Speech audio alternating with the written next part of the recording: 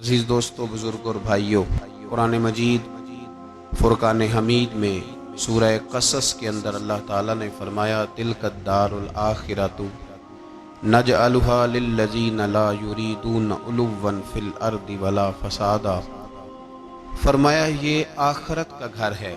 ایک دنیا میں انسان کا گھر ہوتا ہے، ایک آخرت کا گھر ہے۔ فرمایا یہ آخرت کا گھر ہم نے ان لوگوں کے لیے بنایا ہے جو زمین میں نہ تکبر چاہتے ہیں اور نہ فساد پھیلاتے ہیں۔ یہ آخرت کا گھر ہم نے ان لوگوں کے لیے بنایا ہے۔ اور فرمایا والعاقبۃ للمتقین، آخرت کی بھلائی پرہیزگاروں کے لیے، جو لوگ نہ تو تکبر چاہتے ہیں نہ فساد کرتے ہیں، جو متقی بن کے اللہ سے ڈر کے وقت گزارتے ہیں، یہ آخرت کا گھر ہم نے ان لوگوں کے لیے بنایا ہے۔ نبی پاک صلی اللہ تعالی علیہ وسلم نے لوگوں کے دلوں میں خوف خدا پیدا کیا، تو حضور علیہ السلام کے بعد بھی جو خلفائے راشدین ہوئے، حضرت ابو بکر صدیق سے لے کر امام حسن تک، حضرت ابو بکر صدیق، سیدنا عمر فاروق، عثمان غنی، مولا علی، اور حضرت علی کے بعد 6 مہینے تک حضرت امام حسن نے بھی خلافت کی۔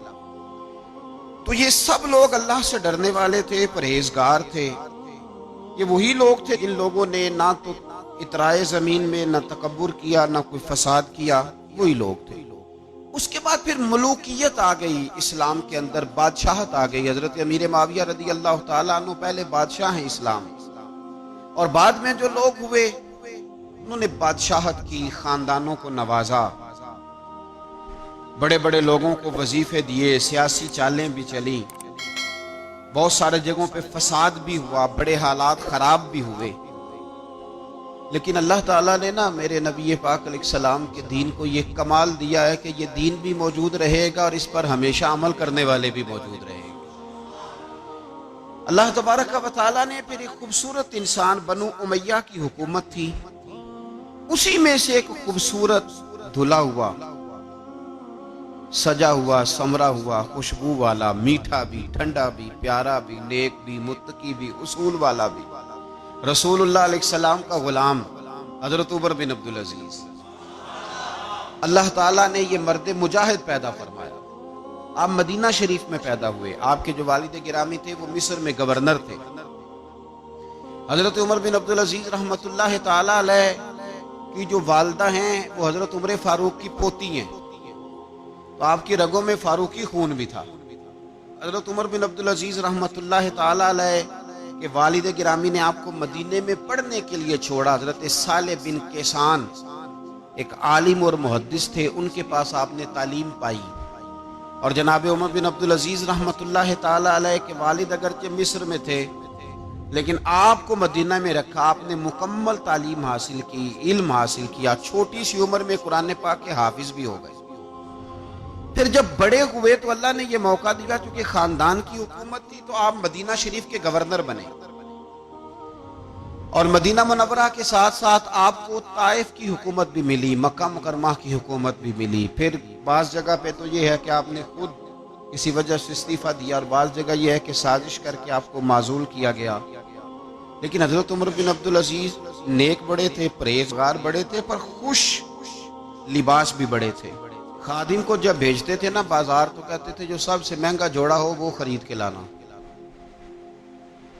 خوشبو بہترین استعمال کرتے تھے، جب گزرتے تھے تو لوگوں کو پتہ چلتا تھا کہ کوئی عام نہیں گزرا، عمر بن عبدالعزیز گزرے۔ جب تک گورنر رہے، جب تک خاندان میں رہے، ماحول اور رہا۔ سلیمان بن عبد الملک خلیفہ جب جانے لگے تو انہیں وصیت کر دی کہ میرے بعد عمر بن عبدالعزیز خلیفہ ہوں گے۔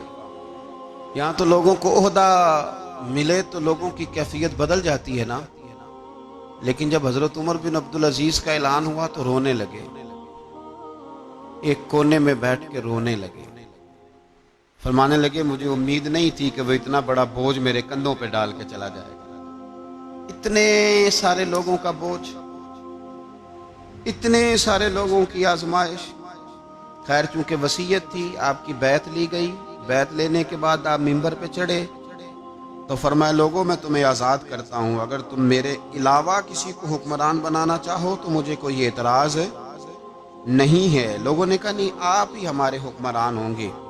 حضرت عمر بن عبدالعزیز دنیا اسلام کے اندر ایسی مثال ہیں، اچھی طرح سمجھ لیں کہ جب حالات اب نہیں اب تر ہو گئے تھے، بد نہیں بدترین ہو گئے تھے، اور بڑے بڑے لوگوں نے عجیب ماحول گھڑ لیے تھے، اس ماحول میں آئے، لمبی نہیں 2.5 سال حکومت کی صرف، لیکن لوگوں کو حضرت صدیق اکبر کی یاد آنے لگی، لوگوں کو سیدنا فاروق اعظم کیا۔ آپ کی جو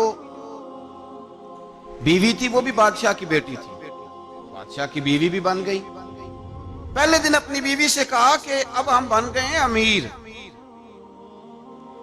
اب ہمارے ذمے بہت ساری ذمہ داریاں ہیں، اب حالات اس طرح کے نہیں ہوں گے جس طرح کے پہلے ہوا کرتے تھے، اب تمہیں میرا ساتھ دینا ہے، اپنا سارا زیور دو، میں بیت المال میں جمع کرانا چاہتا ہوں۔ یہ بڑا مشکل کام ہوتا ہے کسی خاتون کے لیے، سارا مال وہاں جمع کرا دیا۔ پہلے دن ہی سارے کپڑے سپڑے حضرت عمر نے اپنے خیرات کر دیے، سادہ لباس پہن لیا، اور بڑی تھوڑی غذا گھر میں آتی تھی، بیت المال سے تھوڑا سا وظیفہ، جائیدادیں ساری دے دی اللہ کے راستے، غریبوں میں بانٹ دی۔ ایک دن گھر میں تشریف لائے تو بچیوں نے منہ پہ ہاتھ رکھ لیا۔ حضرت عمر بن عبدالعزیز بات کرتے ہیں تو بیٹیاں منہ چھپا لیتی، پتر کیا بات ہے، میرے منہ سے بدبو آ رہی ہے، منہ چھپاتی ہو؟ تو بچیاں خاموش ہوئیں۔ جب دوبارہ پوچھا تو کہنے لگے ابا جی جو آپ خرچہ دیتے ہیں نا اس میں 2 وقت روٹی نہیں پک سکتی۔ اور یارو میں آپ کو وقت کے امیر کی بات سنا رہا ہوں، یہ جو رکھ رکھاؤ میں نے اور آپ نے بنا لیا ہے تو خرچے اتنے بڑھا لیے کہ ہم الجھ گئے، ہم سے پورے نہیں ہوتے۔ لیکن جنہوں نے اولادوں کو سادہ رکھا، حالات قابو میں رکھنے میں کامیاب ہو، بچ گئے۔ میرے نبی کریم صلی اللہ علیہ وسلم نے فرمایا ضرورت کے مطابق جسے اللہ نے روزی دے دی وہ کامیاب ہو گیا، لیکن ہم بہت الجھ گئے، بہت دور نکل گئے۔ بیٹیوں نے منہ میں ہاتھ رکھا، پتر کیا بات ہے ابا جی، اتنے پیسے آپ لاتے ہیں 2 وقت کی روٹی نہیں پک سکتی، تو ہم نے پیاز سے روٹی کھائی ہے، منہ سے بدبو آ رہی ہے،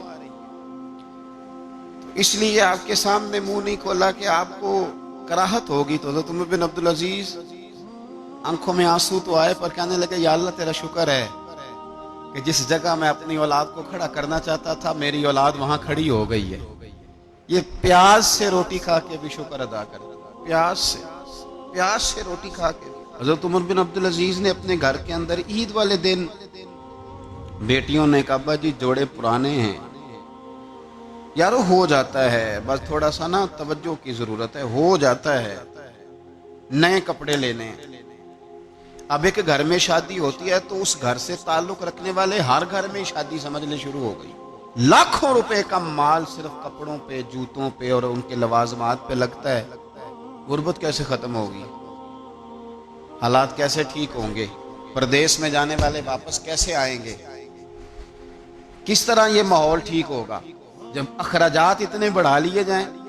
حضرت عمر بن عبدالعزیز رحمت اللہ علیہ کی بیٹیوں نے کہا عید پہ کپڑے لینے، ضد کی تو جناب عمر نے اپنے وزیر خزانہ کو خط لکھا، فرمایا 1 مہینے کی تنخواہ مجھے ایڈوانس دے دو، بیٹیوں کے کپڑے لینے ہیں۔ تو جب بادشاہ عمر بن عبدالعزیز جیسا ہو تو پھر وزیر بھی نیک ہی ہوتے ہیں، وزیر بھی نیک۔ تو وزیر کہنے لگا حضور کچھ باتیں آپ سے سیکھی ہیں، اگر اجازت دیں تو کر لوں؟ کہا جناب کرو۔ کہنے لگے آپ 1 مہینے کی تنخواہ ایڈوانس مانگ رہے ہیں، آپ 1 مہینے تک زندہ رہیں گے؟ یہ آپ سے سیکھی ہوئی باتیں۔ حضرت عمر بن عبدالعزیز کہنے لگے رب تیرا بھلا کرے، تو نے سوئے ہوئے عمر کو پھر سے جگا دیا۔ بیٹیوں سے آ کے کہنے لگے پتر پرانے کپڑے دھو کے پہن لو، اگر کپڑے دھو کے پہن لوگی اور پہن کے رب کی بارگاہ میں کھڑے ہوگی تو رب تو پہلے ہی بڑا قبول فرمانے والا ہے، اللہ تو پہلے ہی بڑا قبول کرنے والا ہے۔ تو صاحب یاد رکھیں حضرت عمر بن عبدالعزیز نے اپنے گھر کے اندر یہ ماحول پیدا کیا، اپنے گھر کے اندر یہ کیفیات آپ نے بنائی، بنا کر کے سجائیں۔